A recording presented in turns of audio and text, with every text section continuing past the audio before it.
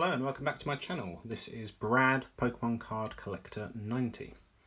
What I'm going to go through today is just some very basics of the Pokemon TCG.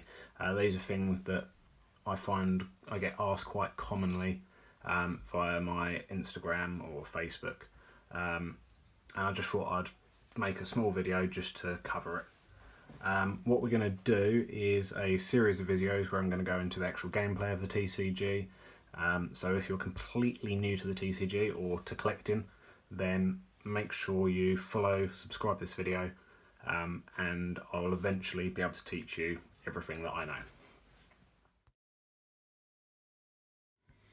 So first things first, as we're bringing it back to basics, I'm going to look at the basic energy in the game. So these are the cards you can see in my background here. However, I have pulled some out of the box just so I can show you. The first one I've got here is Water. This is Psychic, Darkness, Grass or Leaf, Steel, Fighting,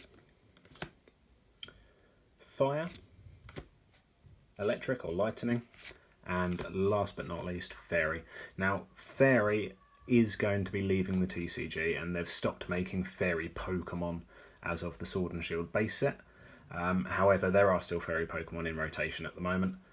So you will still see them pop up every now and again, and of course they are still used in the expanded format as well.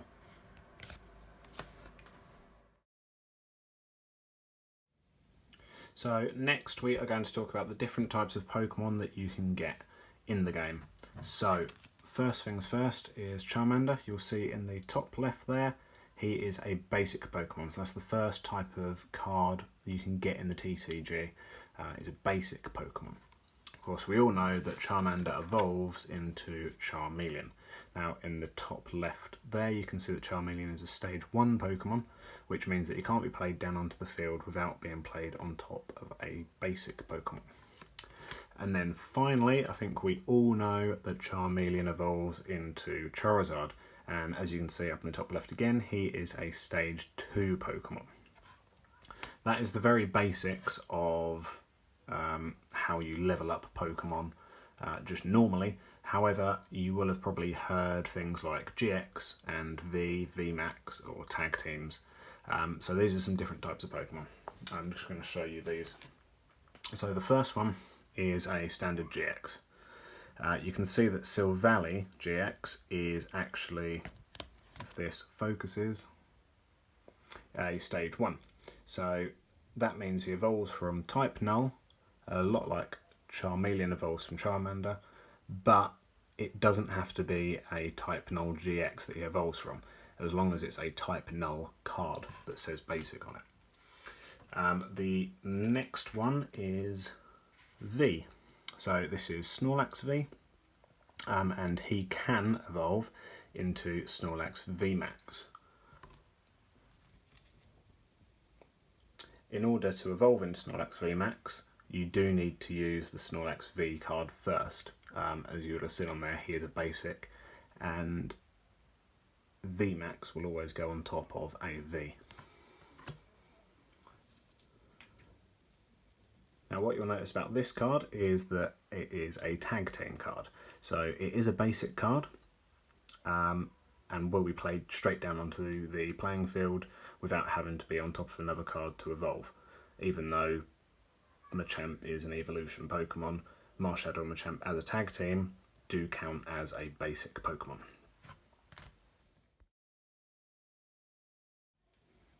So the next type of card that I'm going to talk about is the trainer card. So there are three primary types of trainer card. The first one you'll see in the top right of the trainer card says supporter. And what I'm going to do in a later video, I'll talk about how you can use these different types of trainers and how many you can use. But as I said, this is a very basic video to start, and so all I'm going through is the actual types. So Marnie here is a supporter. What we've got next is a item. So this is a quick ball, and this is an item. The third type we have, which can be a bit confusing, is a Pokemon tool card. So you'll see that it does say item in the top right, but this one is actually a Pokemon tool, which you can see just underneath the image on the left hand side. what this means is that this card will be attached to a Pokemon during the game, whereas a normal item will just be used and discarded. So the final card type that I'm going to talk about is a stadium. So these are cards which will be in play on the field when you're playing the game, and it's going to be a condition on there which will affect both players normally, although there are some exceptions to it. And only one of these can be in play at any time. But again, I'll go over how these cards work more in future videos. Next I'm going to talk about the rarity of the cards. So if you have a look at this card here, in the bottom left hand corner of the card you'll see that there's a little circle, a little black circle. This means that this is a common card. The other things you see down there is the name of the artist who drew the artwork on the card. You'll also see the two little squiggly lines. This one means team up, and that's just the set symbol. You'll also see a number there out of another number, so this one is number 12 out of 181. That means that there's 181 normal cards in this set, and this is number 12. There are cards which are numbered after the final number in the set, and these are what are known as secret rares. So I'll get one of those for you to look at. This Charmeleon card here, again has the set symbol, is number 13 out of 181, and the diamond shape there means that it's an uncommon card.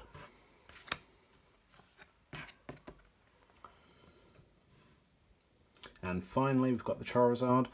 So you can see that the star there he has next to the number means that he is a rare card. Next I'm going to just look at the differences between a holographic and reverse holographic card, because I'm sure you will have heard the phrases being thrown around and some people may not know what they actually mean. So what we've got here is a reverse holo card. You can see that the holographic part of the card is on the outside of the picture, not actually on the picture itself. This is what's known as a reverse holo card. And then here is the holographic version. You can see straight away there, the light's catching it quite nicely, that the holographic part of the card is actually on the picture and not where the writing is. So this is a holographic card. Now I'm just going to have a quick talk about the Marnie card, which I showed you earlier, the supporter, and just some of the different variants that the card can come in. It's not just this card it's limited to, but this is just to give you an idea of the scope of cards which are out there. It's not just as simple as once you've got a card, you've got it, and you've completed the set. Some people go for what's called a master set, which goes for every card available. That's including the reverse holos and the holos and the standard cards as well. So this card that I'm looking at is Marnie. So you can see here, this is just the normal version. There's no holographic part of this card at all. It's just a standard normal card.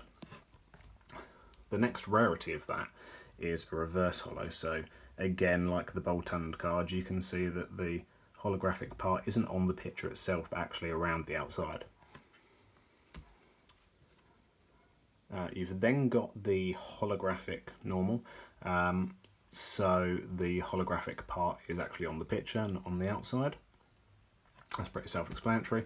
And then what you also have now is full art trainers. This has been going on for quite a while, actually. I say now, but the full art trainer card is really sought after in the game. If you do get one and you're just collecting and you're looking to sell, they are normally worth a decent amount of money, so it's worth checking eBay sold listings, or just checking on a friendly Facebook or Instagram group where people are normally happy to help you out with pricing.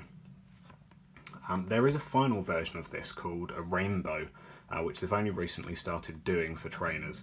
I do have a rainbow tag team here which I can show you, and it has that sort of effect. So it's almost like a mirrored effect, and that is the 5th rarity of trainers at the moment. You've then got what we call a secret rare card. So this is a gold secret rare card. you've generally got sort of 6 to 8 secret rare cards at the very end of a set, and you can see here that this is number 230 out of 214 in the set, and it's got a white star next to it, which is a bit hard to see because of the pattern of the actual card. But this is still considered part of the set. So if you download the PokeCollector app, which I told you about earlier, this does show the secret rares in there as well, so it's easy to keep track of what's actually in the set.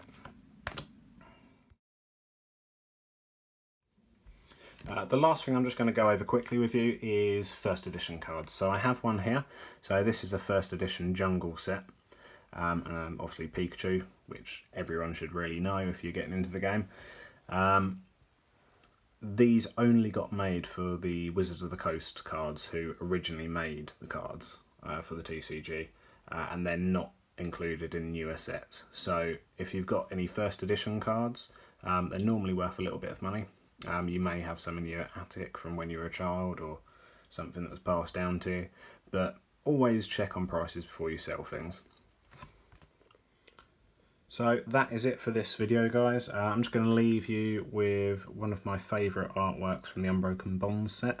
This is what's known as an alternative artwork. So Marshadow and Machamp actually have 4 different artworks, or 4 different rarities in the Unbroken Bonds set. They've got just the standard card, which you can see here. They've then got what they call a full art version, the alternative art, which is that one there, and then they've also got the rainbow version as well. If there's any questions, I'm sure there's things which I've probably missed, feel free to leave them in the comment section and I'll go through and make sure that all of them are answered. But make sure you subscribe and wait for my second video in this series, which is going to be about how to actually start looking at making a deck. So I hope you've enjoyed it, and thanks for sticking around.